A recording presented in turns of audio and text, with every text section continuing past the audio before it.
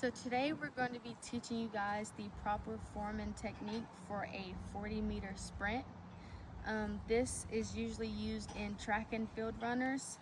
Most will use the block for a 3 to 4 point stance, but today we're just going to be using the ground for our 3 to 4 point stance. So you'll start out with your front leg at a 90-degree angle and your back at a 133-degree angle with your hands behind the start line. The start clearance will be once your knee gets into the position on the block, and you'll hear a on your mark, get set, and then once you hear the gun go off, you'll hear go, and your first step should be 0.5 meters from the start line, and that will end your start phase. So next we'll move to acceleration. So this, once you finish, you'll want to have your toes barely touching the ground as you continue to push off with your swing legs.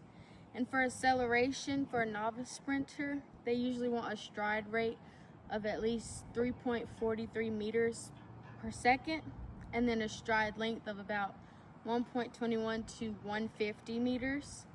Also with acceleration, once you get to your 20 meters, your body will begin to come upright and you'll stay in that position for the rest of the way. For our last phase, it's going to be maximum velocity, and this is the last couple of meters of the 40 meter.